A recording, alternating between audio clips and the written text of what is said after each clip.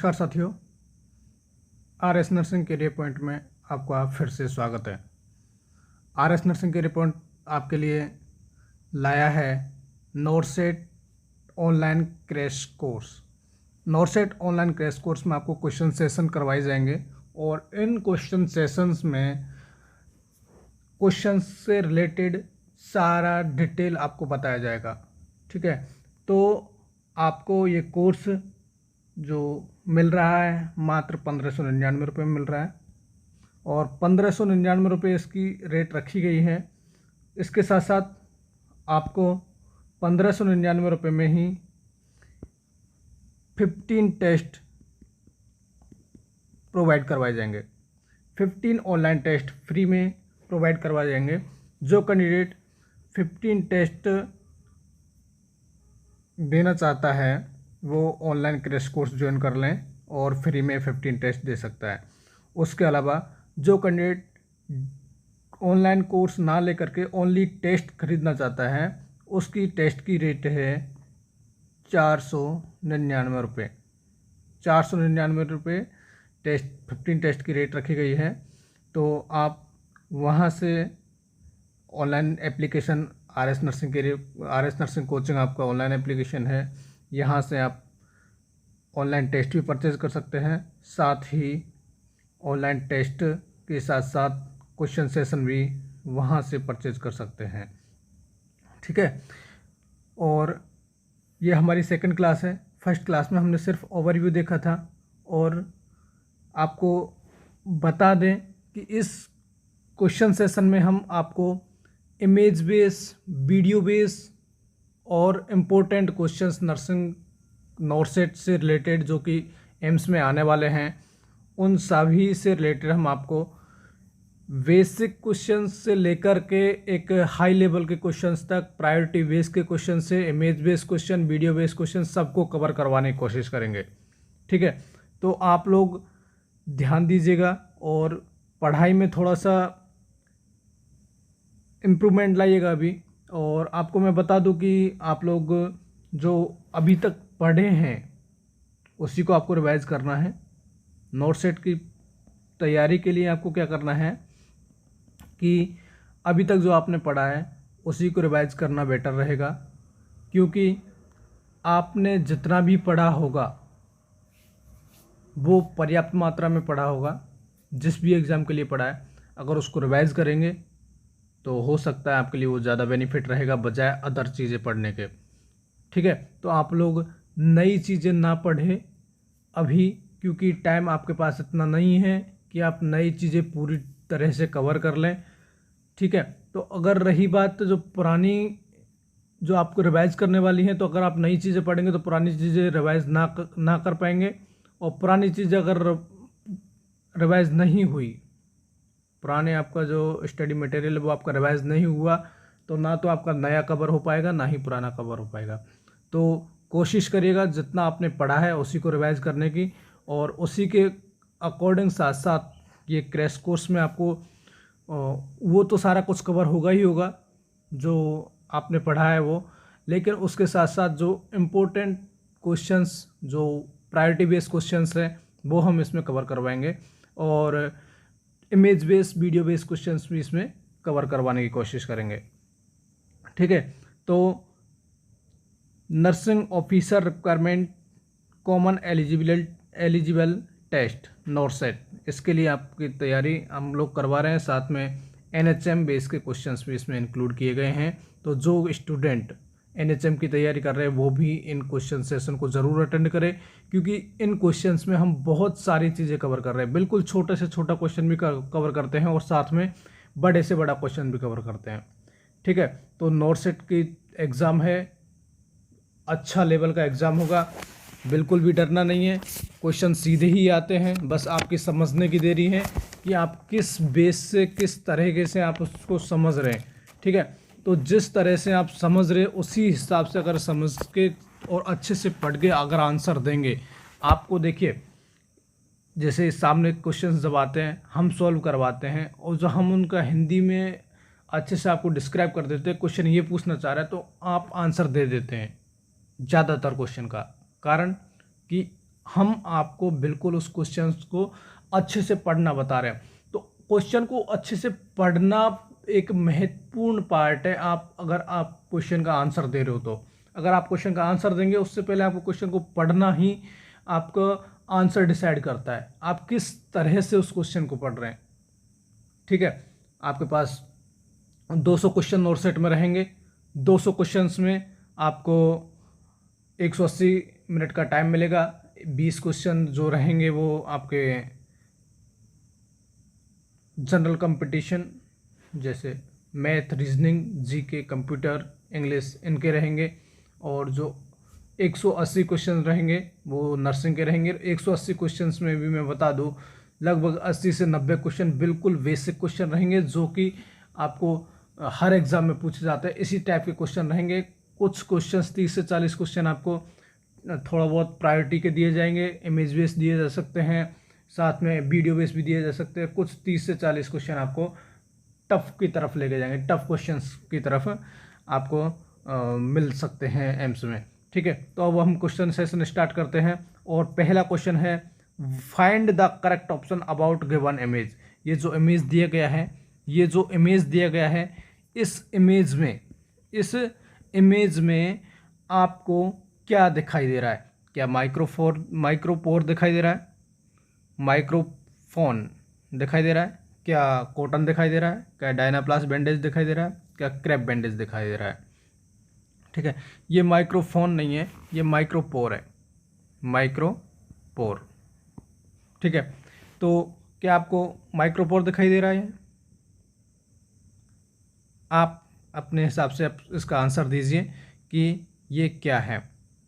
Cotton ये है नहीं, माइक्रोपोर नहीं है, डायनाप्लास्ट बैंडेज और क्रैप बैंडेज दोनों में से हो सकता है। आप सोचिए क्या है ये, कि डायनाप्लास्ट बैंडेज है या क्रैप बैंडेज है। ठीक है, इसमें आपको बारीकी से देखना पड़ेगा क्वेश्चन इमेज को, क्योंकि बारीकी से देखने पर ही आपको पता चलेगा कि ये क्वेश्चन ये डायनाप्लास्ट बैंडेज है या क्रैप बैंडेज है। देखिए यहाँ जो मैटर दिया गया है ये वाइट सा, ठीक है, इसमें आपको चिपकाने का है। ठीक है, चिपकाने का मटेरियल है ये, इसलिए ये क्या है आपका राइट आंसर इसका क्या जाएगा? डायनाप्लास्ट बैंडेज। क्या जाएगा? डायनाप्लास्ट बैंडेज। जो कि क्रैप बैंडेज होती है उसमें क्या नहीं होता है, आपको चिपकाने का नहीं होता है। क्रैप बैंडेज में चिपकाने का नहीं रहता है, तो इसमें चिपकाने का है, तो ये डायनाप्लास्ट बैंडेज है। और माइक्रोपोर जो होता है, जो माइक्रोपोर इस टाइप का होता है, आपने देखा होगा, जो कि आप अगर नॉन मेडिकल पर्सन है तो इसको टेप भी बोल सकते हैं। जो नॉन मेडिकल पर्सन है वो कैंडिडेट इसको क्या बोलेंगे? टेप। ठीक है, और हम जो मेडिकल पर्सन है, जो नर्सिंग कैंडिडेट है, वो सब हम इसको क्या बोलते हैं? माइक्रोपोर। ये क्या है आपका? Krebs bandage. ये क्या है आपका? Krebs bandage. इसमें वाइट सा नहीं होगा। ठीक है, तो आपको इतनी बारीकी से देखना पड़ेगा, तभी जाके आप राइट आंसर कर पाओगे। काफ़ी सारे स्टूडेंट ने इसका क्रैप बैंडेज आंसर दिया होगा, बट क्रैप बैंडेज नहीं है। क्रैप बैंडेज में वाइट मैटर नहीं होता है और वो चिपकाने का मैटर नहीं होता है। ठीक है, तो क्रैप बैंडेज आपका ये है, माइक्रोपोर ये है, और कॉटन स्वैब, कॉटन का जो बैंडेज है, कॉटन है, वो क्या है? ये है। ठीक है, तो आपको सारा इमेज दिखा दिया गया है। इस क्वेश्चंस को देने का सिर्फ एक ही मकसद था मेरा, कि आपको पता चले कि क्रैप बैंडेज और डायनाप्लास्ट बैंडेज में क्या फ़र्क है। ठीक है, आपने देखा होगा तो आप अच्छे से पहचान गए, सामने जब रहेगा तो आप अच्छे से पहचान जाएंगे जब, बट इमेज में आपको किस तरह देखना है वो बताने का यहाँ मकसद है। ठीक है, इतनी छोटी छोटी गलतियाँ हम लोग कर देते हैं कि बस जब एग्ज़ाम से बाहर आते हैं, जब कोई बताता है कि यार ये तो ये है, तब इतना दुख होता है कि अगर इतनी छोटी गलती मैं करके आया हूँ। ठीक है, फिर हम नेक्स्ट क्वेश्चन पे चलते हैं। नेक्स्ट क्वेश्चन पे हम चलेंगे तो नेक्स्ट क्वेश्चन है height of the 6 year old child baby. 6 year old child का कितनी हाइट होती है? पहला ऑप्शन 100 सेंटीमीटर, दूसरा 110 centimetre, C option 113 centimetre, D option 115 centimetre.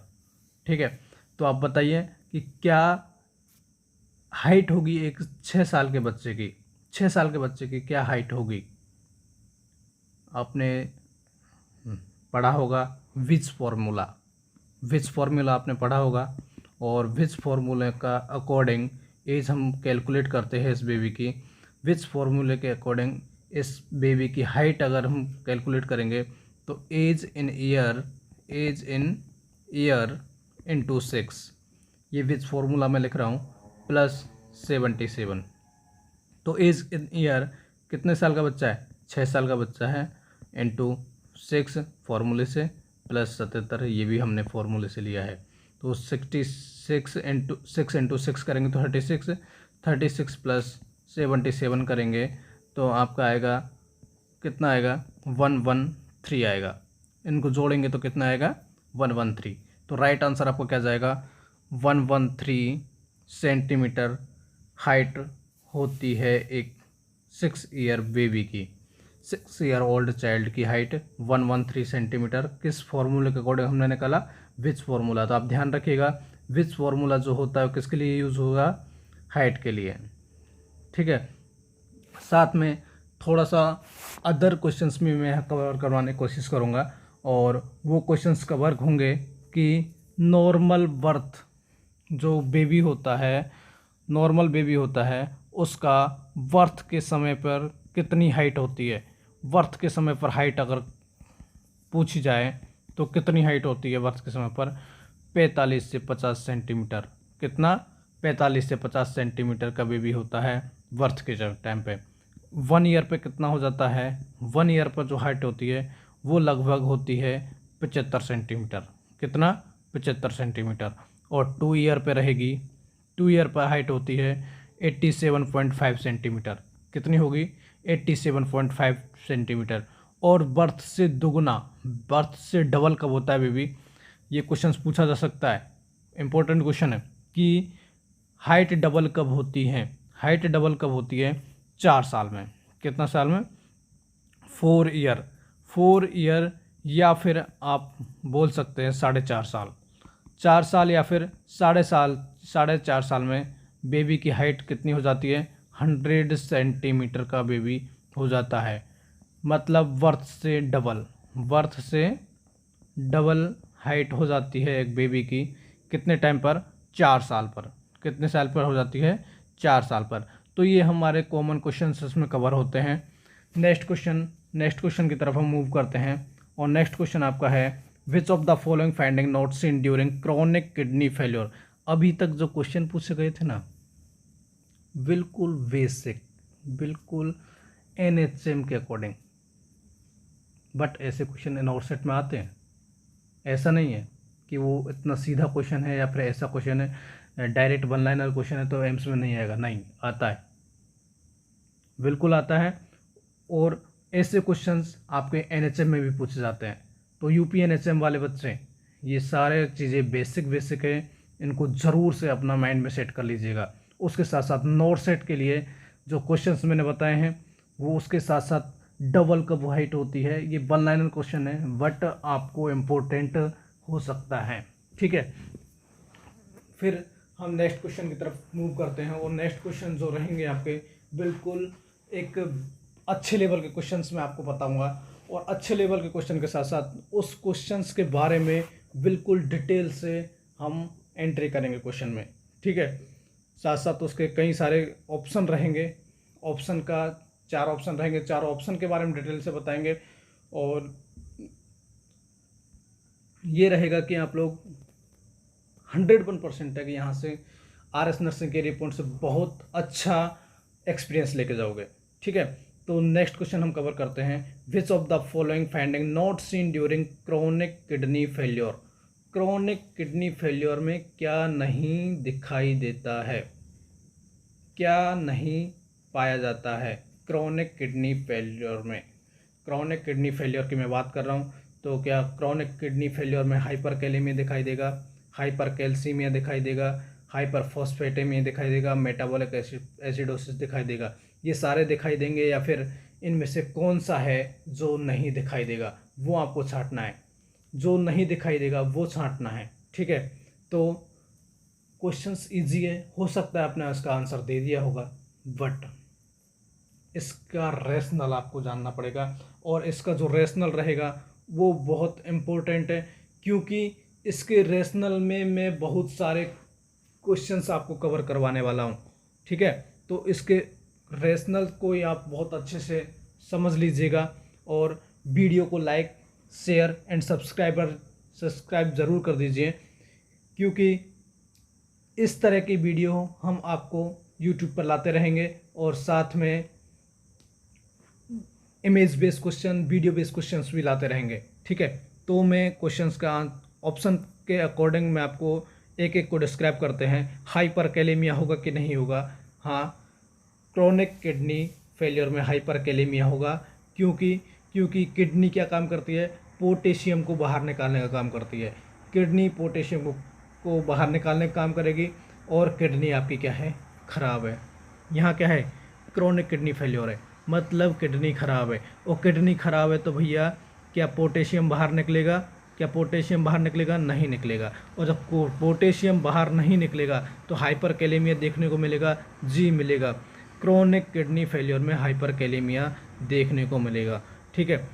लेकिन क्वेश्चन में क्या पूछा गया है? नॉट सीन, मतलब क्या नहीं देखने को मिलेगा, ये क्वेश्चन में पूछा गया है। तो हम जब दूसरे ऑप्शन पे मूव करते हैं, चलो ठीक है, दूसरे ऑप्शन को थोड़ी देर में बाद बताऊंगा। हाइपरकैलेमिया इसका राइट आंसर रहेगा, हाइपरकैल्सीमिया इसका राइट आंसर रहेगा, बट क्यों रहेगा ये मैं आपको बताऊंगा। उससे पहले हाइपरफॉस्फेटेमिया की मैं बात कर लेता हूँ। हाइपरफॉस्फेटेमिया PO4 इसको भी क्या करती है? किडनी एक्सक्रीट करती है, और जब किडनी खराब रहेगी तो इसको भी एक्सक्रीट नहीं कर पाएगी, इसलिए ब्लड में फॉस्फेट का लेवल ज़्यादा देखने को मिलेगा, और वही क्या कहलाता है? हाइपरफॉस्फेटेमिया। हाइपरकैलेमिया क्या होता है? ब्लड में पोटेशियम की अधिकता, ठीक है। हाइपरफॉस्फेटेमिया देखने को मिलेगा क्योंकि किडनी एक्सक्रीट नहीं कर पाएगी फॉस्फेट को, क्योंकि किडनी खराब है, ठीक है। चौथा ऑप्शन हमारा क्या है? चौथा ऑप्शन क्या है? Metabolic acidosis. क्या है? Metabolic acidosis. क्या है चौथा option? Metabolic acidosis. Metabolic acidosis क्यों देखने को मिलेगा? मैं आपको बता दूं कि CO2, अब मैंने आपको जब फंडामेंटल में एसिड बेस बैलेंस पढ़ाया था, उस टाइम ये बताया था कि CO2 के साथ साथ H2O, CO2 के साथ साथ अगर H2O जुड़ता है तो क्या बनता है? H2CO3 बनेगा। और जब H2CO3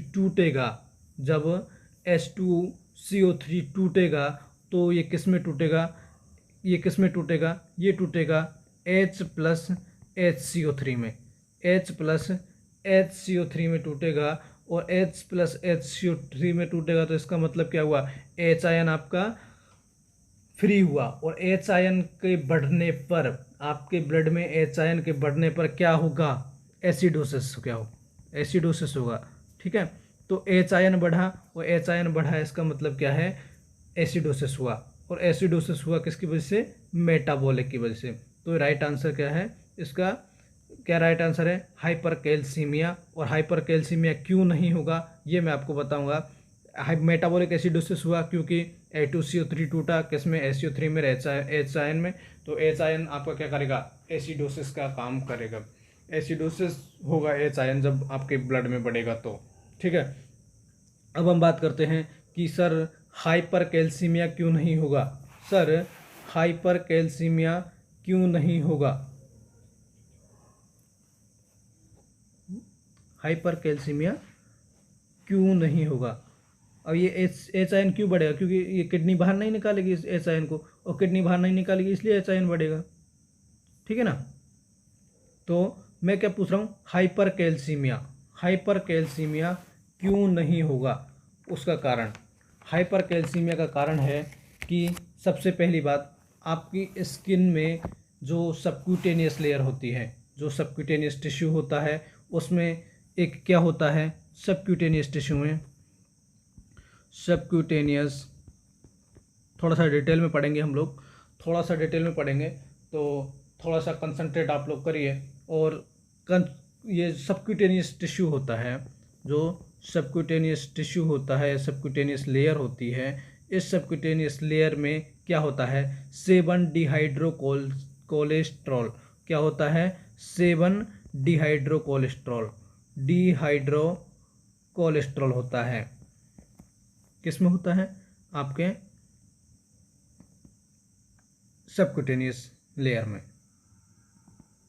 और ये जो 7 डिहाइड्रो कोलेस्ट्रॉल है, इस पर जब आप धूप में निकलते हैं, जब इसमें आप धूप में निकलते हैं तो ये किस में बदल जाता है, प्रकाश की उपस्थिति में किस में बदलेगा, कोलेकैल्सिफेरॉल में। किस में बदलेगा, कोलेकैल्सिफेरॉल में। कोलेकैल्सिफेरॉल में ये बदल जाएगा। और कोलेकैल्सिफेरॉल में जब बदलेगा तो ये क्या है, कोलेकैल्सिफेरॉल एक विटामिन डी का एक रूप है। और विटामिन डी की एक फॉर्म है क्या, कोलेकैल्सिफेरॉल। कौन सी फॉर्म है भैया, इनएक्टिव फॉर्म है। विटामिन डी ही होता है, लेकिन कैसा होता है, इनएक्टिव होता है। और इनएक्टिव क्या होता है, कोलेकैल्सिफेरॉल। और ये कोलेकैल्सिफेरॉल कहाँ जाता है, लीवर में जाता है। कहाँ जाता है, लीवर में जाता है। तो लीवर में जाने के बाद क्या होता है, एक लीवर में एक एंजाइम होता है। कोलेकैल्सिफेरॉल कहाँ गया, आपके लीवर में। कहाँ गया भैया, आपके लीवर में। और यहाँ पर लीवर में एक एंजाइम पाया जाता है 25 हाइड्रोक्सीलेज। कौन सा एंजाइम, 25 हाइड्रोक्सीलेज एंजाइम। 25 हाइड्रोक्सीलेज, ये जो 25 हाइड्रोक्सीलेज एंजाइम है, ये इसमें से एक OH ग्रुप किसके साथ जुड़ेगा, कोलेकैल्सिफेरॉल के साथ। और इसमें से जो कोलेकैल्सिफेरॉल के साथ अगर एक OH ग्रुप जुड़ेगा तो ये क्या बन जाएगा, 25 OH कोलेकैल्सिफेरॉल। क्या बनेगा, 25 OH कोलेकैल्सिफेरॉल। 25 OH कोलेकैल्सिफेरॉल बनेगा। और इसी को हम क्या बोलते हैं, कैल्सीडायोल भी बोलते हैं। इस 25 OH कोलेकैल्सिफेरॉल को हम क्या बोलते हैं, कैल्सीडायोल। क्या बोलते हैं, कैल्सीडायोल भी बोलते हैं। आपने सुना होगा, कैल्सीडायोल क्या होता है, 25 OH कोलेकैल्सिफेरॉल। और ये भी क्या है, आपका कैल्सीडायोल क्या है, ये भी क्या है, इनएक्टिव है। अब होती है कहानी शुरू। तो ध्यान दीजिएगा कि ये जो कोलेकैल्सिफेरॉल है, 25 OH कोलेकैल्सिफेरॉल, कैल्सीडायोल भी बोलते हैं, ये कहाँ जाएगा, आपका किडनी में जाएगा। ये कहाँ जाएगा, किडनी में जाएगा। ये भी इनएक्टिव है, ये भी क्या है, इनएक्टिव है। ये भी क्या है, इनएक्टिव है। अब ये कहाँ जाएगा, आपकी किडनी में। किडनी में गया भैया, ये कहाँ गया, आपके किडनी में।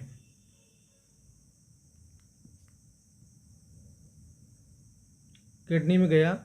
और किडनी में जाने के बाद किडनी में से क्या होगा, एक एंजाइम रिलीज होगा, 1 हाइड्रोक्सीलेज। कौन सा, 1 हाइड्रोक्सीलेज। 1 हाइड्रोक्सीलेज। और ये 1 हाइड्रोक्सीलेज जो एंजाइम है, ये किसके साथ जुड़ेगा, 25 OH कोलेकैल्सिफेरॉल के साथ। किसके साथ जुड़ेगा, 25 OH कोलेकैल्सिफेरॉल के साथ। तो तब क्या बनेगा, ये दोनों इसके साथ जुड़ेगा, क्या, ये जुड़ेगा इसके साथ। तो 125 OH कोलेकैल्सिफेरॉल, 125 कोलेकैल्सिफेरॉल बन जाएगा ये।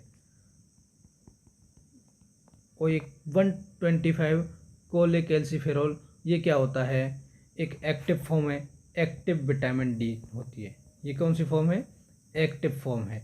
और ये एक्टिव फॉर्म ये क्या काम करती है, आपके जीआईटी से कैल्शियम का एब्जॉर्प्शन करती है। कैल्शियम का एब्जॉर्प्शन करती है। और जीआईटी से मतलब कहाँ से, स्मॉल इंटेस्टाइन से एब्जॉर्प्शन करती है। और कैल्शियम का एब्जॉर्प्शन करेगी तो कैल्शियम कहाँ आएगा, आपके जो आपने जो कैल्शियम खाया है, खाने के थ्रू जो कैल्शियम खाया वो एब्जॉर्ब हो जाएगा। एब्जॉर्ब होकर कहाँ आएगा, ब्लड में आएगा। ठीक है, लेकिन आपकी तो किडनी खराब है। क्वेश्चन देखिए आप, क्वेश्चन में क्या है, क्रॉनिक किडनी फेलियर है। अब जब क्रोनिक किडनी फेल्योर है, तो जब किडनी खराब है भैया, तो किडनी खराब है तो क्या बना हाइड्रोक्सिलेज एंजाइम आपको मिलेगा? ये एंजाइम आपको मिलेगा? नहीं मिलेगा, क्योंकि किडनी खराब है। और किडनी खराब है, जब ये नहीं मिलेगा तो ये नहीं बनेगा, और ये नहीं बनेगा, ये एक्टिव फॉर्म नहीं होगी, तो क्या जीआईटी से कैल्शियम का एब्जॉर्प्शन होगा? कैल्शियम का एब्जॉर्प्शन नहीं होगा। जब कैल्शियम का एब्जॉर्प्शन नहीं हुआ आपकी बॉडी के अंदर, तो क्या बनेगा भैया?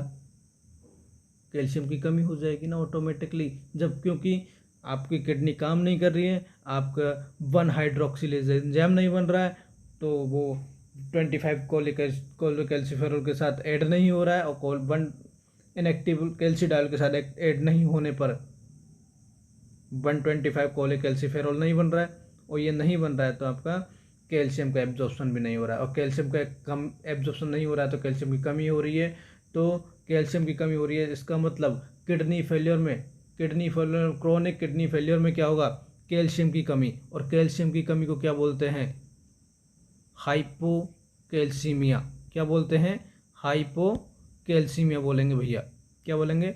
हाइपोकैल्सीमिया। तो किडनी फेलियर में क्या होगा? हाइपोकैल्सीमिया होगा। जबकि ऑप्शन में क्या दिया गया है? हाइपर कैल्सीमिया दिया गया है। किस क्वेश्चन में क्या दिया गया है? Hyper calcaemia. तो राइट आंसर आपका क्या जाएगा? आपका राइट आंसर क्या जाएगा? क्वेश्चन ने पूछा है which of the following finding not seen during chronic kidney failure, कि क्रोनिक किडनी फेलियर में आपको क्या देखने को नहीं मिलेगा? क्या देखने को नहीं मिलेगा? तो क्या देखने को मिलेगा? हाइपर कैल्सीमिया देखने को नहीं मिलेगा, इसकी जगह क्या मिलेगा? हाइपोकैल्सीमिया देखने को मिलेगा। क्या देखने को मिलेगा? हाइपोकैल्सीमिया। इस तरह आपको क्वेश्चन करना आना चाहिए। जब आप इस तरह क्वेश्चंस कर देंगे, इसका मतलब ये है कि आपको नोट सेट क्वालिफाई करने से कोई नहीं रोक सकता। इस तरह अगर आप करेंगे तो नोट सेट क्वालिफाई करने से आपको कोई नहीं रोक सकता।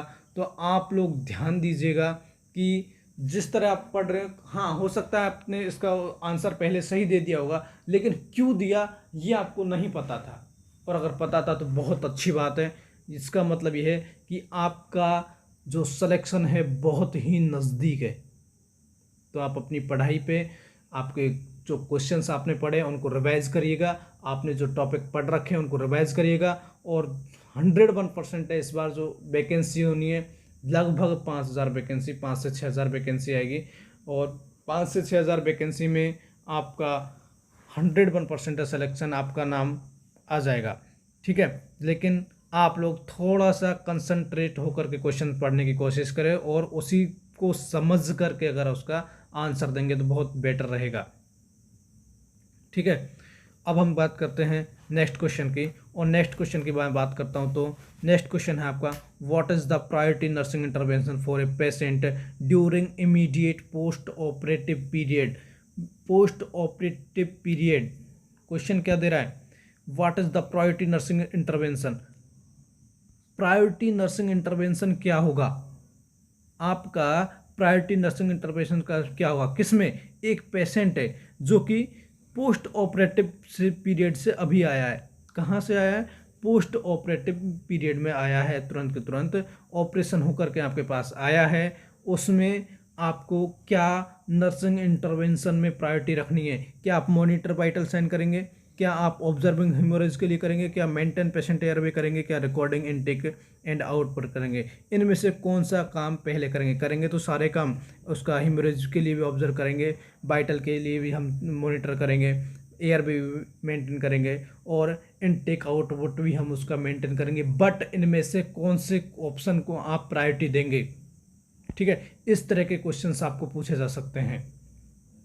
तो आप उसी अकॉर्डिंग प्रिपरेशन करते रहिए, और आरएस नर्सिंग करियर पॉइंट के साथ हमेशा बने रहिए। और आरएस नर्सिंग करियर पॉइंट में आपको बताया है कि 1599 रुपये में आपका इस तरह का कोर्स जो अवेलेबल है, और ये कोर्स आपको 1 ईयर तक एक्सेस रहेगा इसका। ये सारे वीडियो आप 1 साल तक देख सकते हैं। ठीक है, तो 1 साल तक देख सकते हैं इन सारे वीडियो को। तो आप जल्दी से परचेज कर लीजिए, जिससे कि आप ये सारे वीडियो 1 साल तक देख सकें। उसके साथ साथ इस तरह के इंपॉर्टेंट क्वेश्चंस भी साथ में आपको फ्री में टेस्ट भी दिए जा रहे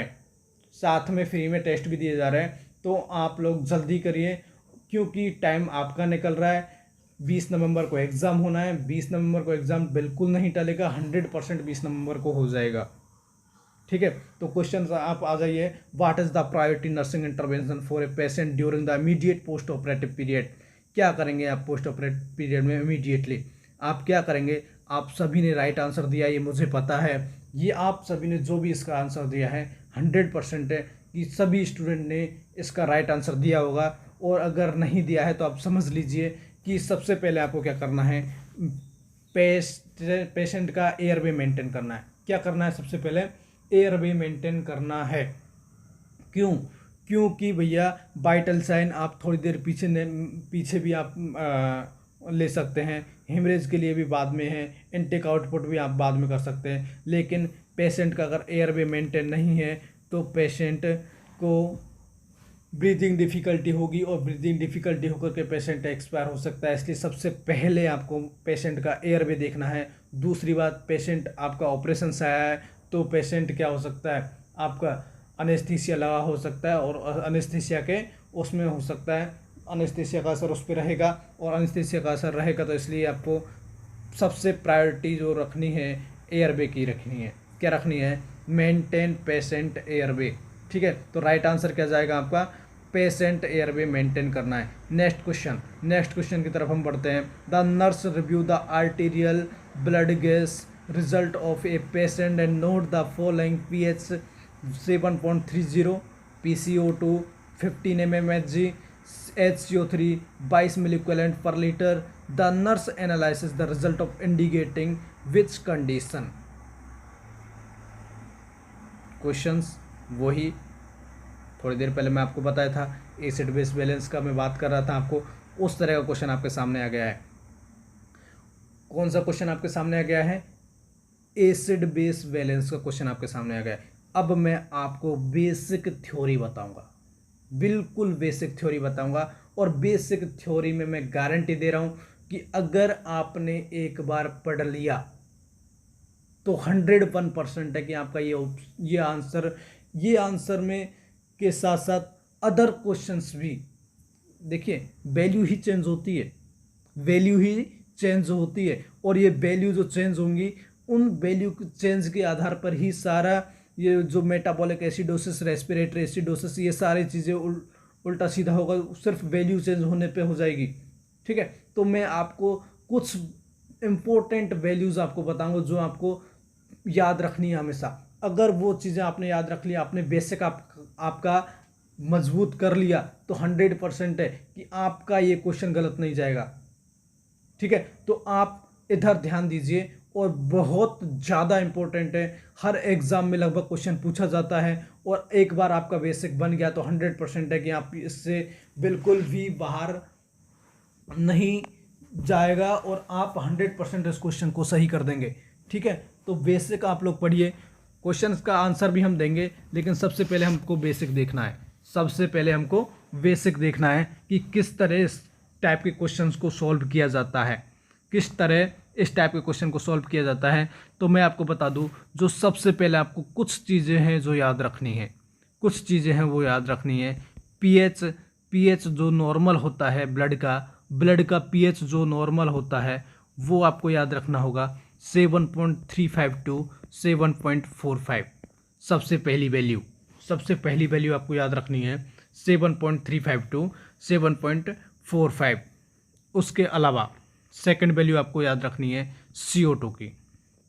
किसकी वैल्यू याद रखनी है, CO2 की। जो प्रेशर ऑफ PCO2 की वैल्यू याद रखनी है और वो कितनी होती है 35 से 45 mmHg। क्या होती है 35 से 45 mmHg। ठीक है, उसके अलावा आपको HCO3 की वैल्यू याद रखनी है और वो कितना होता है 22 से 27 मिली इक्विवेलेंट पर लीटर। कितना होता है 22 से 27 मिली इक्विवेलेंट पर लीटर। ये 3 वैल्यू है जो आपको बहुत इम्पोर्टेंट है इस तरह के क्वेश्चंस करने के लिए। इस तरह के कोई भी क्वेश्चन आपको देगा तो मैं गारंटी दे रहा हूँ इस वीडियो को देखने के बाद आप बिल्कुल भी गलत नहीं करेंगे। ठीक है, तो आपको ये सारी चीज़ें आपको क्या करना है, बिल्कुल रट लेना है कि ब्लड का पीएच कितना होता है, PCO2 कितना होता है, HCO3 कितना होता है। बस ये चीज़ें आपने अगर रट ली तो मैं गारंटी दे रहा हूँ कि क्वेश्चंस कहीं भी नहीं जाने वाला है। दूसरी बात इसके साथ साथ एक आपको एक तो ये नॉर्मल वैल्यू याद रखनी है, ठीक है। उसके अलावा दूसरा जो क्या याद रखना है कि अगर pH 7.35 से कम गया तो क्या बोलेंगे हम, एसिडोसिस बोलेंगे। क्या बोलेंगे, एसिडोसिस। और अगर pH गया 7.45 से ज़्यादा तो हम क्या बोलेंगे, एल्केलोसिस। क्या बोलेंगे, एल्केलोसिस। ठीक है, ये आपको याद रख लेंगे, ये याद रख लेना है, ठीक है। दूसरी चीज़ ये कि अगर PCO2 का लेवल बढ़ता है, अगर PCO2 का लेवल बढ़ता है तो आपका pH का लेवल घटेगा। PCO2 का लेवल अगर बढ़ेगा तो pH का लेवल घटेगा। ये ध्यान रखिएगा। आपको मैं कुछ चीज़ें हैं जो बेसिक हैं वो याद करने के लिए मैं दे रहा हूँ, और ये आप ज़रूर से लिख लीजिएगा और ज़रूर से याद करिएगा। PCO2 का लेवल अगर बढ़ेगा तो pH घटेगा, और PCO2 का लेवल घटेगा तो pH क्या होगा, बढ़ेगा। क्या होगा, pH बढ़ेगा। आपको एक तो ये याद रखना है, साथ में आपको याद रखना है HCO3 का लेवल घटेगा तो pH घटेगा। pH क्या होगा, घटेगा। और HCO3 का लेवल बढ़ेगा तो आपका pH क्या होगा, बढ़ेगा। ये आपको बेसिक चीज़ें हैं।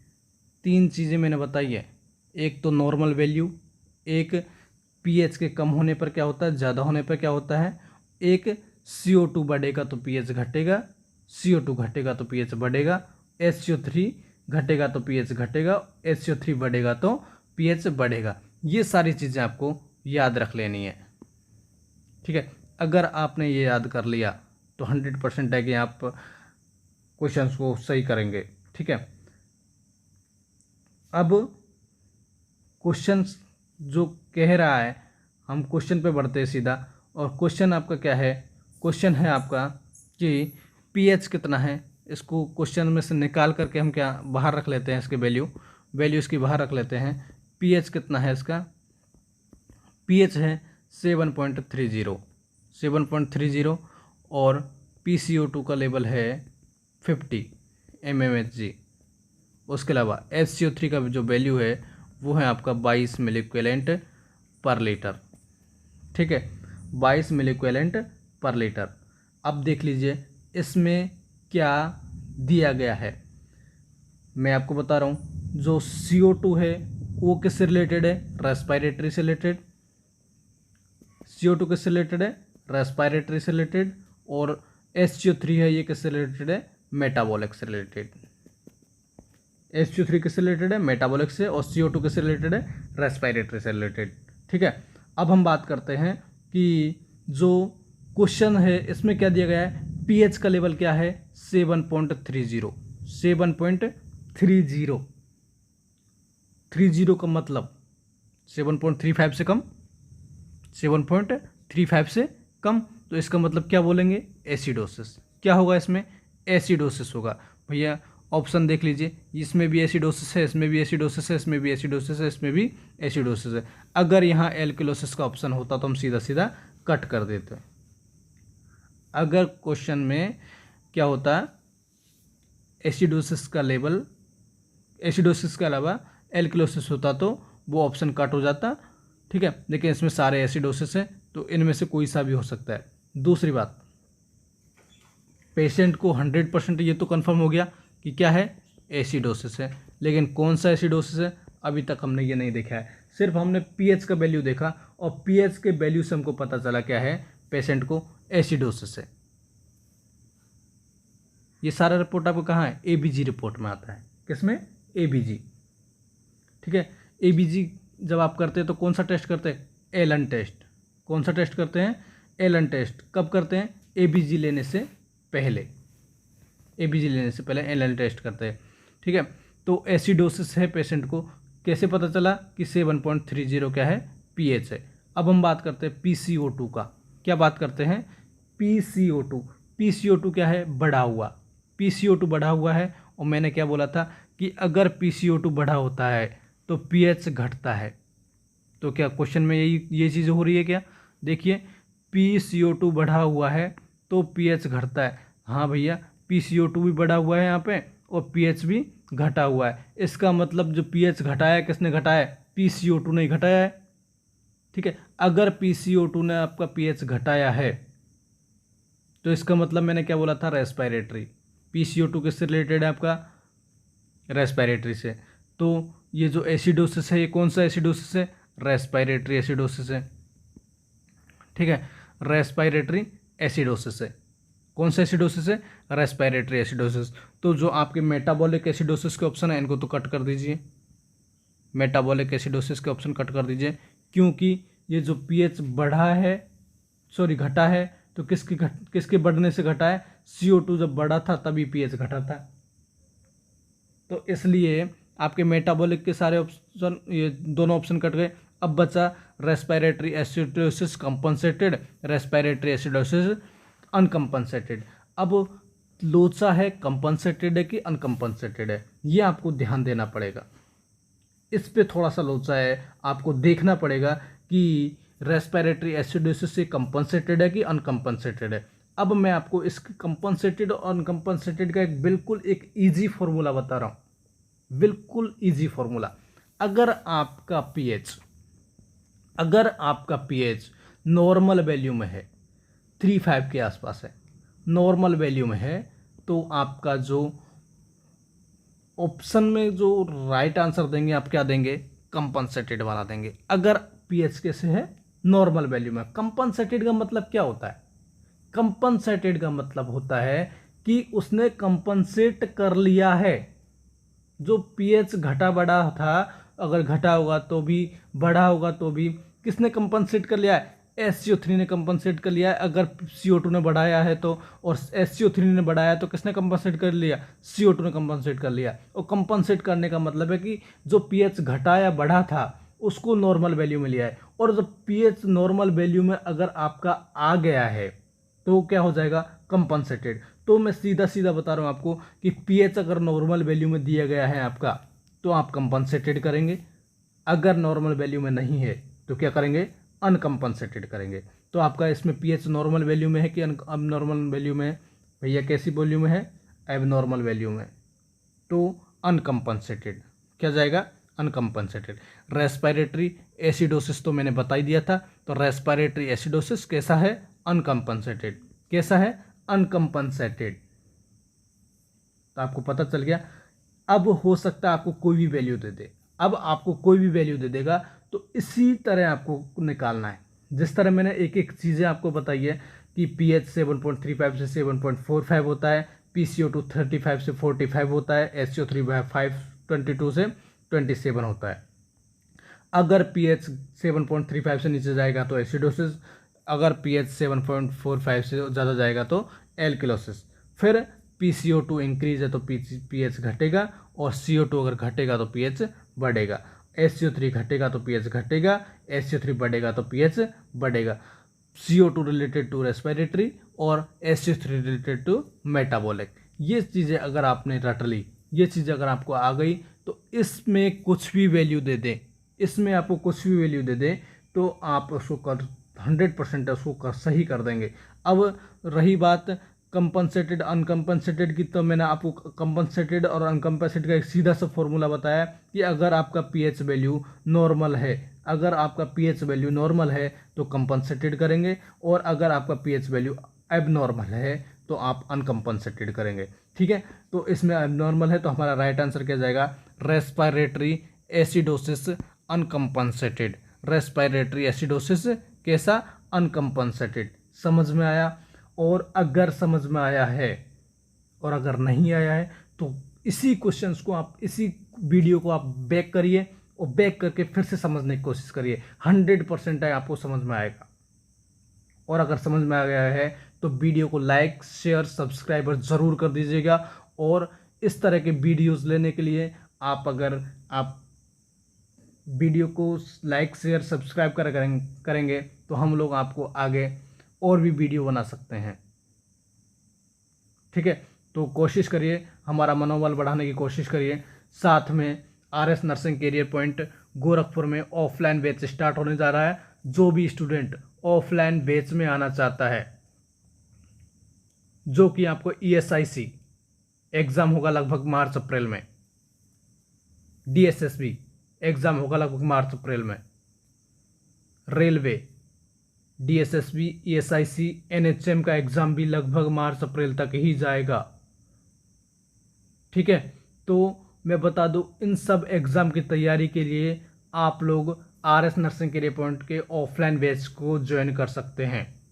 और ऑफलाइन बैच को ज्वाइन करने वाले कैंडिडेट के लिए, अगर वो अभी रजिस्ट्रेशन करवाते हैं ऑफलाइन बैच में एडमिशन लेने के लिए, अभी रजिस्ट्रेशन करवाते हैं, तो आपको ये सारा कोर्स बिल्कुल फ्री में दिया जाएगा। ये पूरा जो कोर्स है, क्रैश कोर्स, ये फ्री में दिया जाएगा। साथ में टेस्ट भी फ्री में दिया जाएगा। ऑनलाइन वीडियो जो बन रहे सारे ये फ्री में दिए जाएंगे। ठीक है, तो आप जल्दी से रजिस्ट्रेशन करवा लीजिए ऑफलाइन बैच के लिए। और ऑफलाइन बैच आपका with in 5 to 10 days start हो जाना है। 25 अक्टूबर से आपका ऑफलाइन बैच स्टार्ट हो जाएगा। तो कोशिश करिए कि ऑफलाइन बैच का रजिस्ट्रेशन करवाएं, और ऑफलाइन बैच का रजिस्ट्रेशन करवाने के साथ साथ आप क्रैश कोर्स नोटसेट वाला बिल्कुल फ्री में पा सकते हैं। ठीक है, अब हम नेक्स्ट क्वेश्चन की तरफ मूव करते हैं। और नेक्स्ट क्वेश्चन में आपको मैं बता दूं कि नेक्स्ट क्वेश्चन क्या है। The difference between oral and rectal temperature is.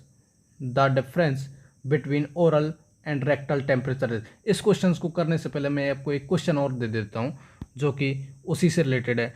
अगर आपका pH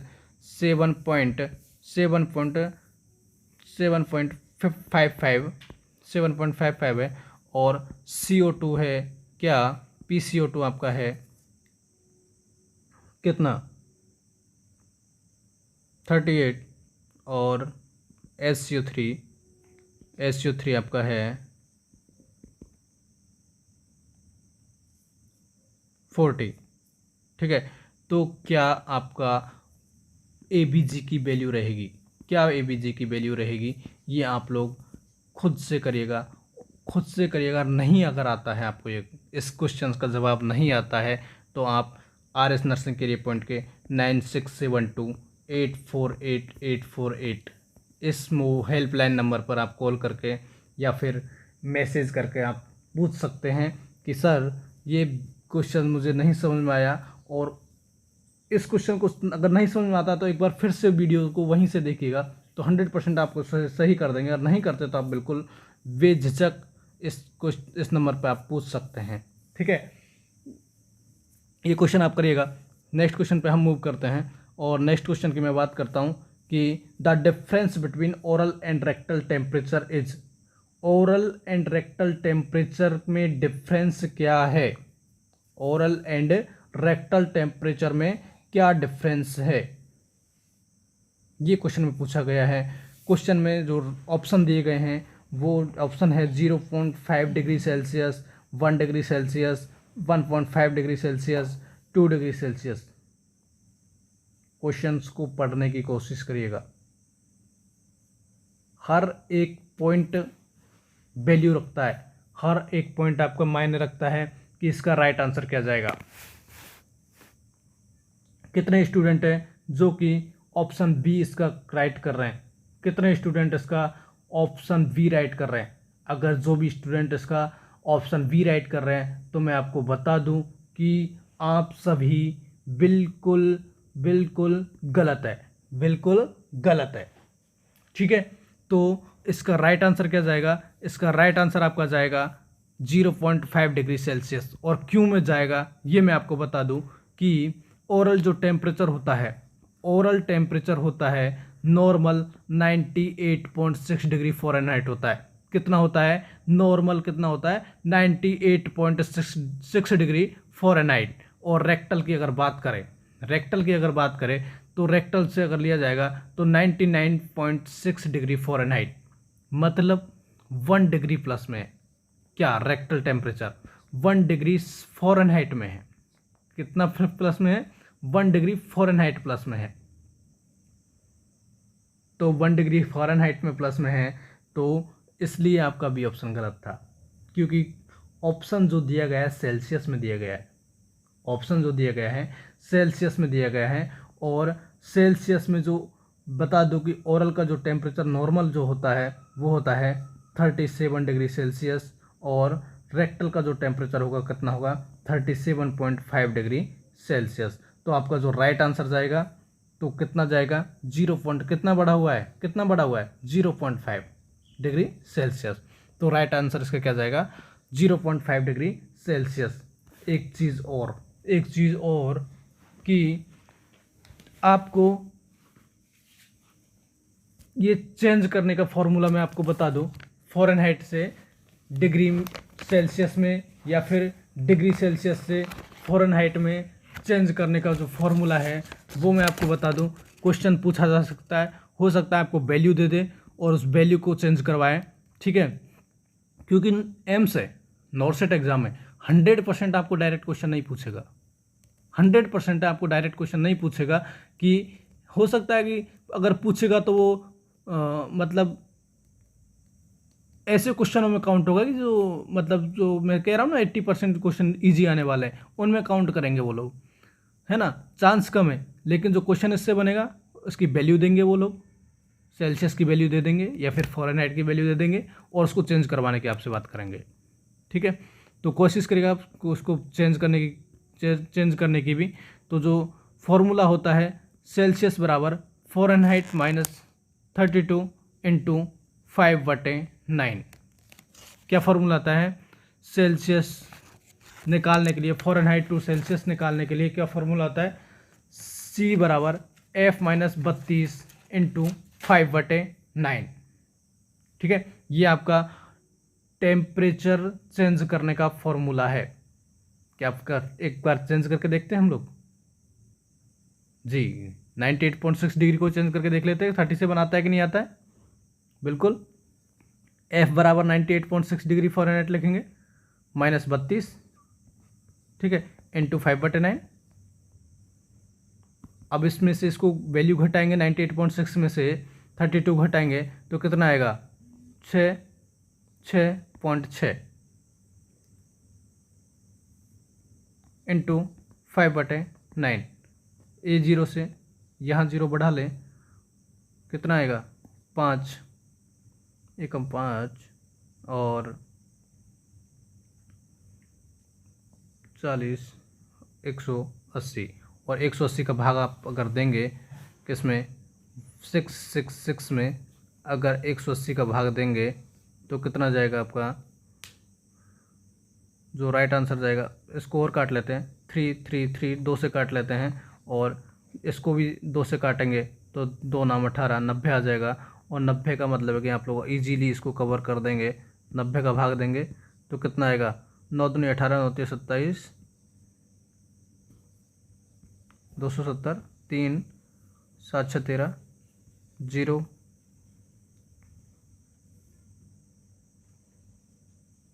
9 7 63,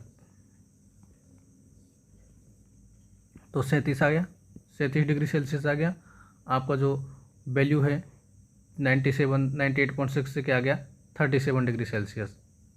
कैसे आया, आपने आपके सामने सॉल्व हुआ है और ये सॉल्व होने के बाद आपको 37 डिग्री सेल्सियस आ गया। इसी तरह आपको हो सकता है वो कि वैल्यू दे दे कि 101 डिग्री फ़ारेनहाइट को आप सेल्सियस में चेंज करके बताएं, 101 डिग्री फ़ारेनहाइट को सेल्सियस में चेंज करके बताएं। तो आपको इसी तरह जैसे में वैल्यू रख देना है और वैल्यू रखने के बाद इस तरह आपको सॉल्व कर लेना है, ठीक है।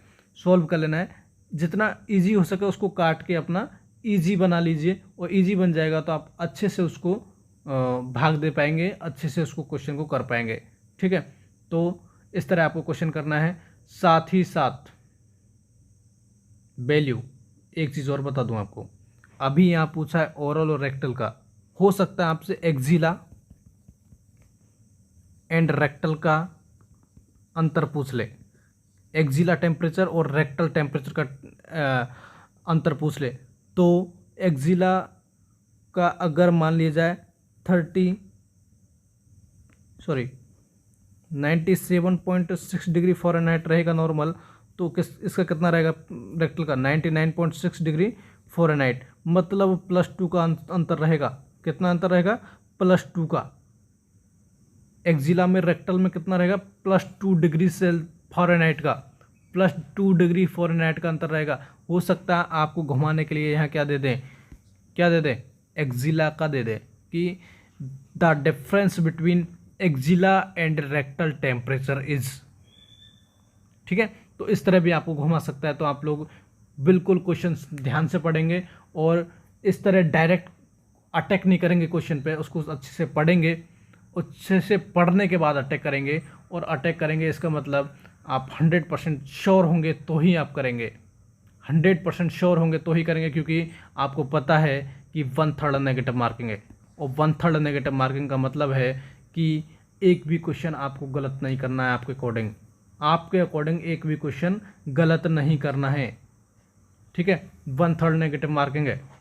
नेक्स्ट क्वेश्चन की तरफ हम मूव करते हैं, और नेक्स्ट क्वेश्चन की तरफ मूव कर रहे हैं। तो the nurse review the patient most recent ABG result that include A pH of 7.43, PCO2 of 31 mmHg and SCO3 21 milliequivalent per liter. Based on these results, the nurse determined that which acid base imbalance is present. वही acid base imbalance कौन सा है यही पूछा है। और pH का जो वैल्यू है वो कितना दिया गया है इसमें 7.43। PCO2 का जो वैल्यू है वो कितना दिया गया है, PCO2 का वैल्यू दिया गया है इसमें 31 mmHg। और SCO3 का जो वैल्यू दिया गया है वो कितना दिया गया है 21 मिलीक्वेलेंट पर लीटर।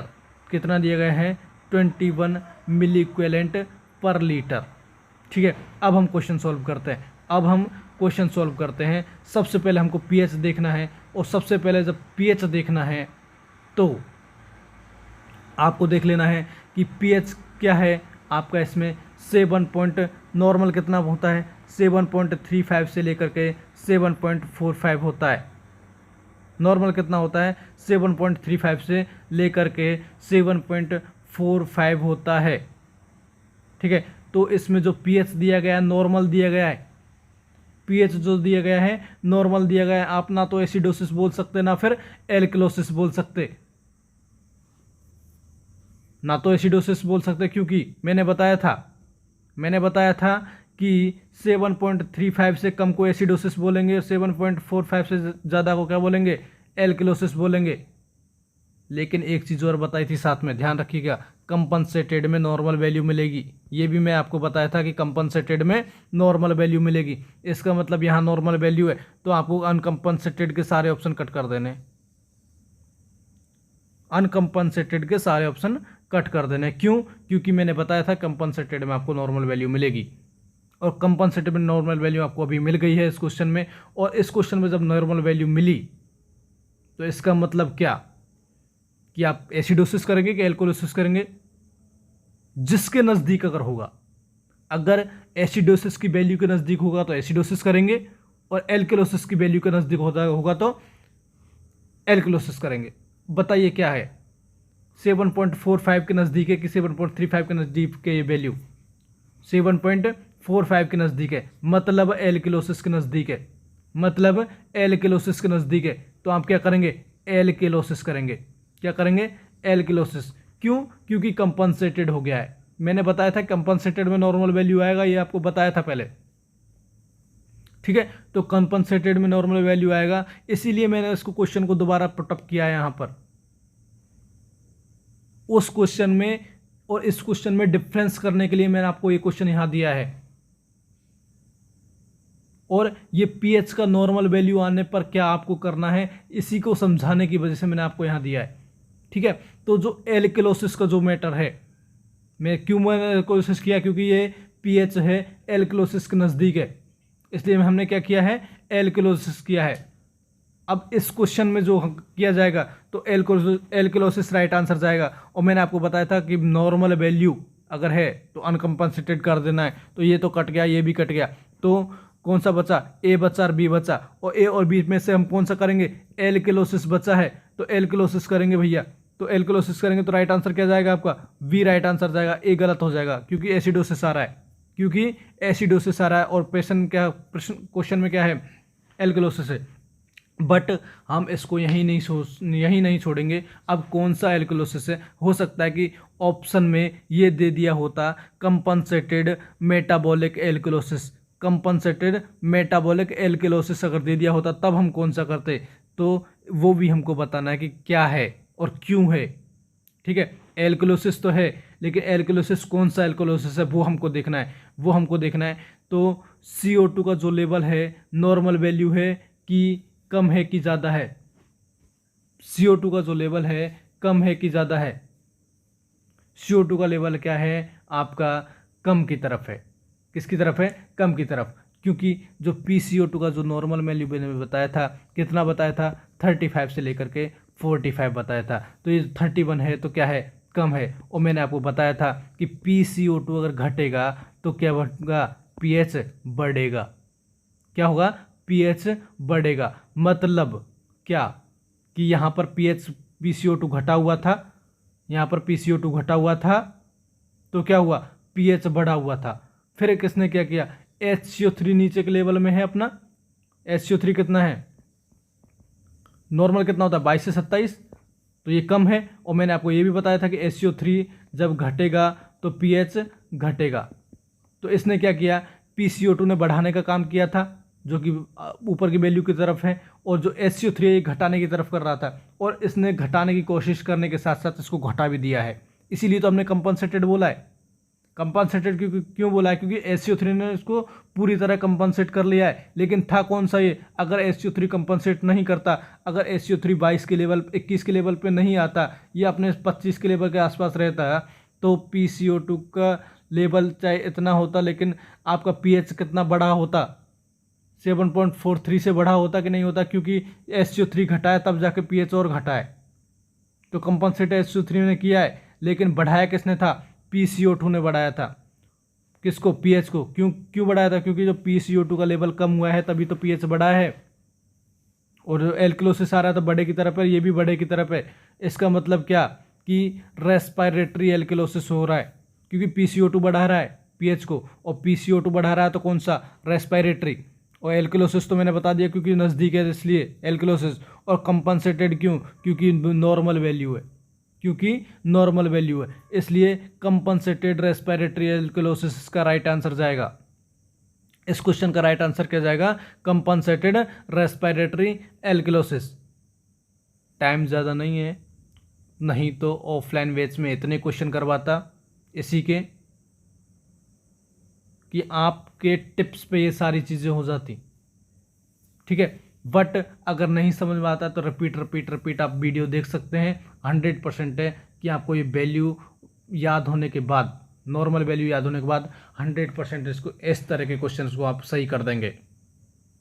ठीक है, तो आपको अगर और भी ज़्यादा डिटेल पढ़ना है और भी टाइम के साथ साथ पढ़ना है, देखिए नॉर्सेट का एग्ज़ाम 1 महीने के अंदर 20 नवंबर को हो जाना है, तो उसी अकॉर्डिंग क्वेश्चंस भी कवर करवाने हैं, आपका टॉपिक भी कवर करवाना है। ठीक है, तो उसको देखते हुए इतना ज़्यादा टाइम एक ही टॉपिक को नहीं दे सकते। ठीक है, बट समझाने की पूरी कोशिश की है। नहीं समझ में आता तो आप रिपीट देखिएगा, 100% समझ में आएगा। बस आपको अपना माइंड कंसंट्रेट होकर लगाना है यहाँ पे। ठीक है, कंसंट्रेशन से अगर पढ़ेंगे तो 100% है कि आपका राइट आंसर जाएगा। ऑफलाइन बैच स्टार्ट होने वाला है, आप ऑफलाइन बैच भी ज्वाइन कर सकते हैं। ठीक है, तो इसका राइट आंसर क्या जाएगा, compensated respiratory alkalosis, compensated respiratory alkalosis. Next question की तरफ हम मूव करते हैं। ए नर्स इज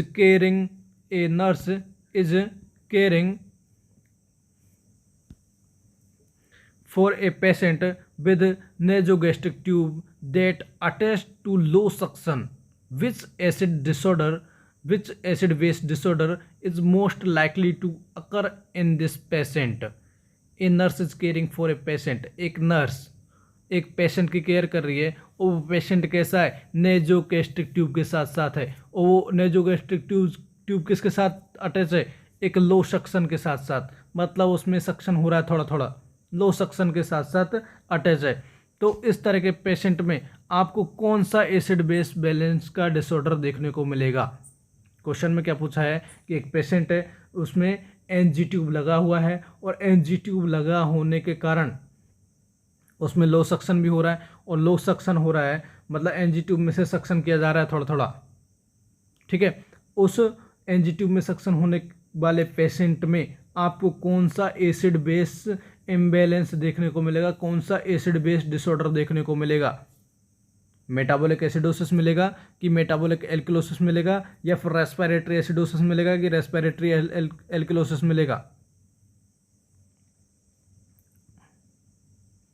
कौन सा राइट आंसर मिलेगा? आप लोग अपना अपने अकॉर्डिंग आंसर दीजिए।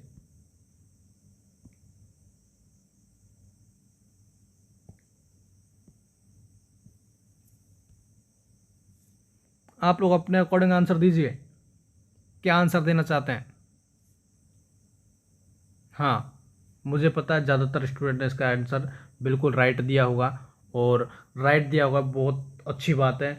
जो कि हमारे आरएस नर्सिंग करियर पॉइंट के पुराने स्टूडेंट हैं उनका तो 100% है कि राइट होगा, क्योंकि इनको बहुत अच्छे से टॉपिक कवर करवा दिया गया था, ठीक है।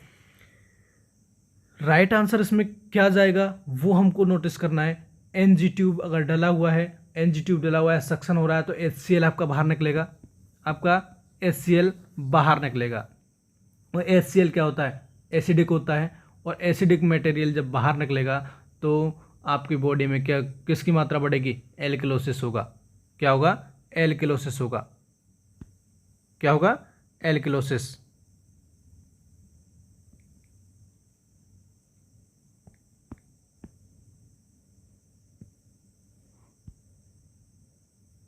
तो एल्किलोसिस होगा, तो आपको जो एसिडोसिस के ऑप्शन है सारे काट देने हैं, बचा एल्किलोसिस।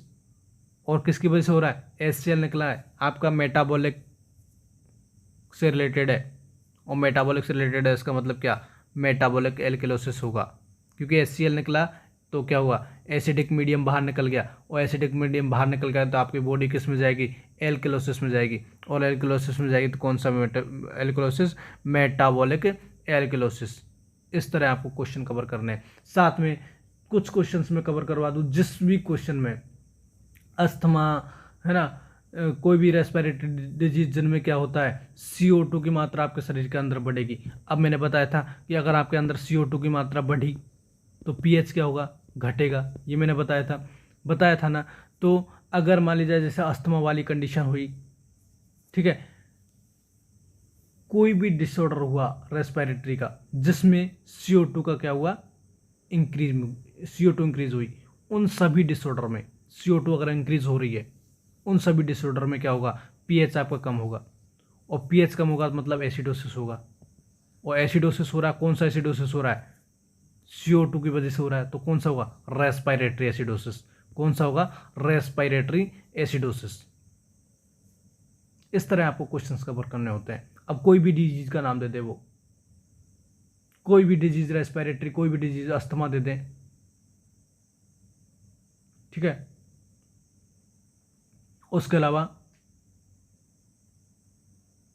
न्यूमोनिया दे दें, कुछ भी डिजीज, ब्रोंकाइटिस, कुछ भी दे दे, बट उसमें CO2 की जो क्या है मात्रा बढ़नी चाहिए, और उस कंडीशन में क्या होगा? आपका रेस्पिरेटरी एसिडोसिस देखने को मिलेगा। रेस्पिरेटरी एसिडोसिस देखने को मिलेगा, ठीक है। रेस्पिरेटरी एसिडोसिस देखने को मिलेगा। अब हम बात करते हैं नेक्स्ट क्वेश्चन में मूव करते हैं, और नेक्स्ट क्वेश्चन जो हमारा है, नेक्स्ट क्वेश्चन है आपका, which of the following normal respiratory rate of healthy newborn? Which of the following normal respiratory rate of healthy newborn? Healthy newborn की नॉर्मल रेस्पिरेटरी रेट कितनी होती है? Normal respiratory rate healthy newborn की कितनी होती है? ऑप्शन 20 पर minute, 22 पर मिनट, 35 पर मिनट और 16 पर minute. Respiratory rate, normal respiratory rate newborn baby की कितनी होती है? 40 से 60। कितनी होती है? 40 से 60 नॉर्मल रेस्पिरेटरी रेट होती है। अब भैया इस 40 से 60 के नज़दीक कौन सी वैल्यू है आपकी? 35। तो राइट आंसर आपका क्या जाएगा? 35। 35 breath per minute healthy newborn की रेस्पिरेटरी रेट होती है। क्लियर? इस तरह के छोटे क्वेश्चंस भी आपको एम्स में पूछे जाएंगे, तो आपको इस तरह के क्वेश्चंस भी बेसिक तैयार करके रखना है। अगर आपका बेसिक तैयार नहीं है तो 100% है कि आप गलत जा सकते हैं। और बेसिक क्वेश्चंस अगर आपने गलत किए, बेसिक क्वेश्चन अगर आपने गलत किए, चाहे हो सकता है आप अच्छे क्वेश्चंस, अच्छे लेवल के क्वेश्चन आप सही कर देंगे, उसका भी 1 नंबर है, और जो इस तरह के बेसिक क्वेश्चन है उनका भी 1 नंबर है। अगर आप अच्छे क्वेश्चन करने में फंसे रहे और बेसिक क्वेश्चन गलत कर दिए तो आपका तो उतना ही नुकसान होना है, जितना एक बेसिक क्वेश्चन गलत होगा उतना नुकसान, और एक हाईली लेवल का क्वेश्चन गलत होगा उसका नुकसान, और बेसिक क्वेश्चन का नुकसान बराबर है। तो आपको हाई लेवल क्वेश्चन करने ही करने, बट ये जो छोटे लेवल के क्वेश्चन है इनको गलत नहीं करना है फाइनली। और ये गलत कब नहीं होंगे? जब आप अपना पुराना रिवाइज एक बार कर लेंगे, क्योंकि अगर आपने रिवाइज नहीं किया तो ये बेसिक क्वेश्चन आपके हाथों से निकल जाएंगे। तो ध्यान दीजिएगा कि आपको बेसिक कंसेप्ट बिल्कुल बना के रखना है। नॉर्सेट एग्जाम में बहुत ज़्यादा क्वेश्चन आपके बेसिक से आने हैं।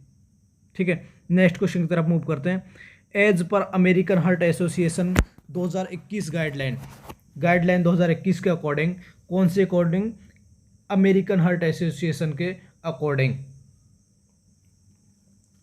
क्या होता है कि as per American Heart Association 2021 guideline in a single rescuer of CPR, एक सिंगल रेस्क्योर है सीपीआर के दौरान, इन इन्फेंट में ratio of respiration to compression ratio कितना होगा? एक सिंगल पर्सन है जो सीपीआर दे रहा है एक इन्फेंट को, एक सिंगल पर्सन है इन्फेंट को क्या दे रहा है? सीपीआर। तो रेस्पिरेशन टू कंप्रेशन रेशियो कितना रहेगा? 2021 की गाइडलाइन के अनुसार, गाइडलाइन चेंज हुई है, ठीक है, तो न्यू गाइडलाइन के अनुसार आपको आंसर देना है। क्या आंसर रहेगा? सब लोग अपने मन में इसका आंसर दीजिए, और अगर नहीं आता है तो क्वेश्चन छोड़ दीजिएगा, करने की नीड नहीं है, ज़बरदस्ती करने की नीड नहीं है, क्योंकि 1/3 नेगेटिव मार्किंग है, ठीक है। तो आपको इस तरह क्वेश्चंस बिल्कुल थोपना नहीं है, अगर आ रहा है तो ही करेंगे, ठीक है। तो इसका राइट आंसर जाएगा, कई स्टूडेंट हो सकता है 30:2 दे रहे होंगे, लेकिन इसका जो राइट आंसर जाएगा 2:30 जाएगा। 2:30, 2:30, ठीक है। मैं आपको थोड़ा सा सीपीआर का रेशियो के बारे में बता दूं कि एडल्ट को अगर आप सीपीआर देंगे, चाहे 1 रेस्क्योर हो या 2 रेस्क्योर हो, दोनों रेस्क्योर में आपको 30:2 देना है। 30:2, चाहे 1 रेस्क्योर होगा या 2 रेस्क्योर होंगे, तो आपको क्या करना है? 30 कंप्रेशन और 2 रेस्पिरेशन। और इसमें जो रेस्पिरेशन और कंप्रेशन पूछा गया है, इसमें कंप्रेशन रेस्पिरेशन नहीं पूछा गया है क्वेश्चन में, कंप्रेशन रेस्पिरेशन नहीं पूछा गया है। क्वेश्चन पूछा गया क्या? रेस्पिरेशन कंप्रेशन पूछा गया है, इसलिए रेस्पिरेशन 2 और कंप्रेशन 3, 30। ये एडल्ट की बात है कि 1 रेस्क्योर होगा तो भी और 2 रेस्क्योर होगा तो भी 30:2 आपका कंप्रेशन वेंटिलेशन रेशियो रहेगा। ठीक है, अब हम बात करते हैं चाइल्ड की। तो अगर 1 रेस्क्योर रहेगा तो कितना, 30:2।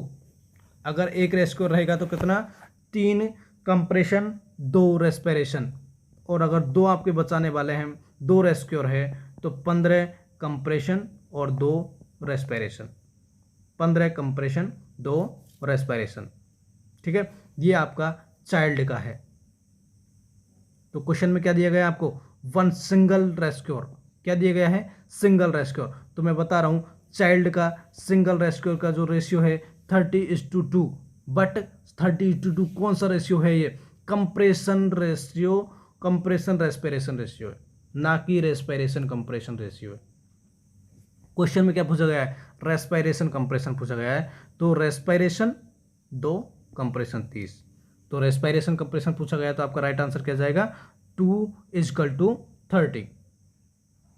क्या राइट आंसर दिया जाएगा, 2:30। ठीक है, यही आपका सेम इन्फेंट में रहेगा, यही सेम किस में रहेगा, इन्फेंट में रहेगा। चाइल्ड में है, इसी तरह किस में रहेगा, इन्फेंट में रहेगा। बट हो सकता है कई सारे कैंडिडेट ने इसका आंसर 3:1 भी दिया हो सकता है। कई कैंडिडेट ने इसका जो आंसर 3:1 दिया होगा, लेकिन आप ध्यान दीजिएगा इसमें इन्फेंट दिया है। क्वेश्चन में क्या दिया है, इन्फेंट दिया है, नियोनेट नहीं दिया है, नियोनेट नहीं दिया है। नियोनेट का जो रेशियो होता है, नियोनेट का जो रेशियो होता है वो कितना होता है, 3:1। मतलब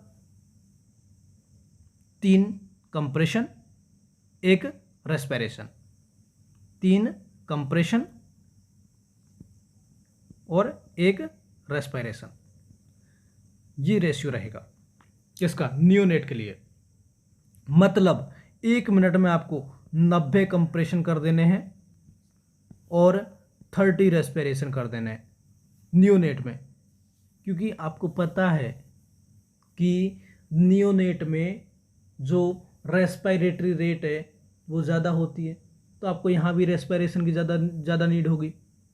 और जहाँ जब रेस्पिरेशन की ज़्यादा नीड होगी तो हर 3 कंप्रेशन पे आपको 1 रेस्पिरेशन देना है। तो ये नियोनेट का रेशियो है, तो ध्यान रखिएगा, हो सकता है आपको नियोनेट का रेशियो पूछ ले। नियोनेट मतलब न्यूबॉर्न बेबी। ठीक है, तो इस तरह क्वेश्चन आपको कवर करने हैं।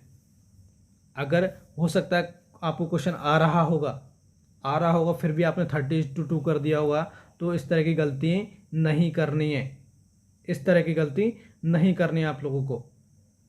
इन सारी गलतियों, ये थोड़ा सा चेंजेस किया क्वेश्चन में, बस इतना सा चेंजेस किया है, रेस्पिरेशन कंप्रेशन को उल्टा कर दिया है। कंप्रेशन रेस्पिरेशन की जगह रेस्पिरेशन टू कंप्रेशन कर दिया है। रेस्पिरेशन टू कंप्रेशन करने पर आपका सारा ऑप्शन जो उलट पुलट हो गया है। ठीक है, तो आपको इस तरह क्वेश्चन को ध्यान से पढ़ना है और ध्यान से पढ़कर ही आपको क्या देना है, आंसर देना है। राइट आंसर आपका इस क्वेश्चन में रेस्पिरेशन कंप्रेशन है, तो रेस्पिरेशन कंप्रेशन कितना होगा, 2:30। 2 रेस्पिरेशन 30 कंप्रेशन, किसके लिए, सिंगल रेस्क्योर के लिए। अगर यहां दे दिया होता क्या, डबल 2 रेस्क्योर अगर दे दिया होता तो इसका राइट आंसर क्या जाता, 15, 2:15 क्या जाता, 2:15। ठीक है, नेक्स्ट क्वेश्चन की तरफ मूव करते हैं। In case of advance airway used in a child during CPR, find the correct ventilation and compression ratio in 1 rescuer available. 1 rescuer available होना चाहिए। वो 1 रेस्क्योर के अवेलेबल होने पर एक चाइल्ड है, उसमें एडवांस एयरवे लगा हुआ है, उसमें आप क्या वेंटिलेशन कंप्रेशन रेशियो रखेंगे, क्या आप वेंटिलेशन कंप्रेशन रेशियो रखेंगे। दीजिए आंसर, आपको टाइम दिया जाता है, आपको 1 मिनट का टाइम दिया जाता है। 1 मिनट के टाइम में आप राइट आंसर इसका दीजिएगा। 1 मिनट के टाइम में आपको राइट आंसर देना है।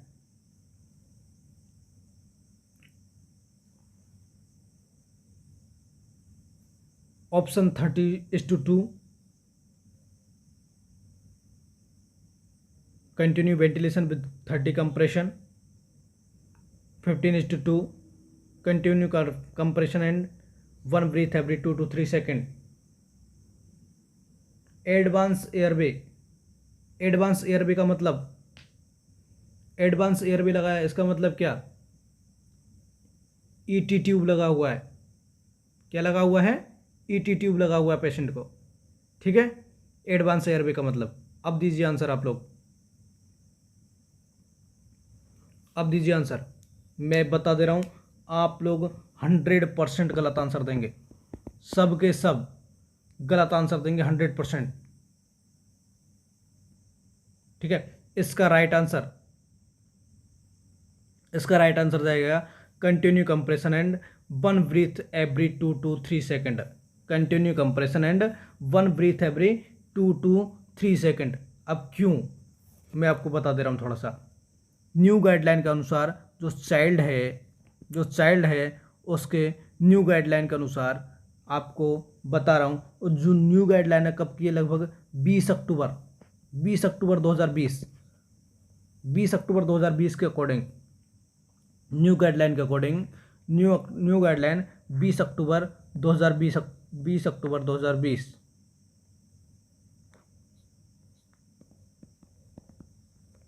के अकॉर्डिंग चाइल्ड का जो कंप्रेशन और वेंटिलेशन रेशियो है, इसको इस तरह डिवाइड किया है 2 भागों में। एक तो विदाउट एडवांस एयरवे, एक तो विदाउट एडवांस एयरवे।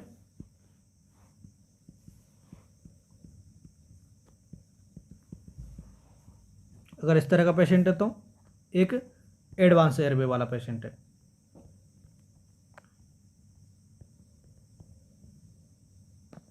तो विदाउट एडवांस एयरवे में अगर 1 रेस्क्यूर है तो 30:2, और अगर 2 रेस्क्यूर है तो 15:2।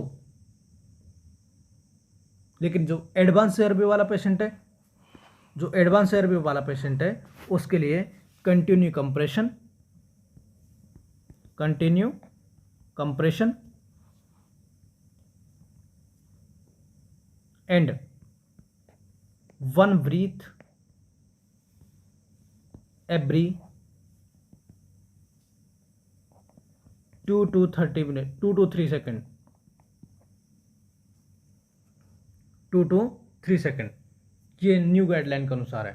तो आपको हो सकता है इस तरह का क्वेश्चन भी दे दें, तो इसका राइट आंसर क्या जाएगा, continue compression and breathing every 2 to 3 second, ठीक है।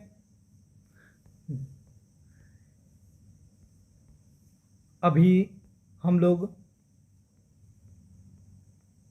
आपको बता दें कि जो ऑनलाइन बैच जो चल रहा है अभी स्टार्ट ही हुआ है।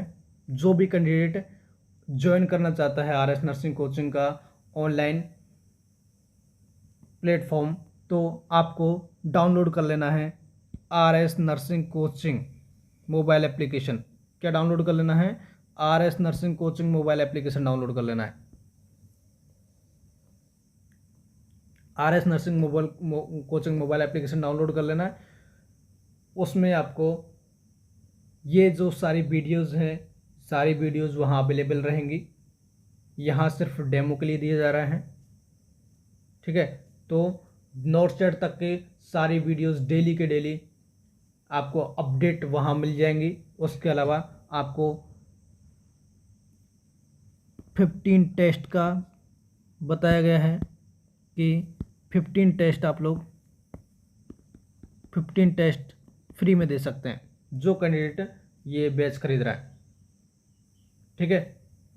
उसके साथ साथ जो 15 टेस्ट सेपरेटली खरीदना चाहता है उसके लिए 499 रुपये में उसकी रेट रखी गई है। उसके अलावा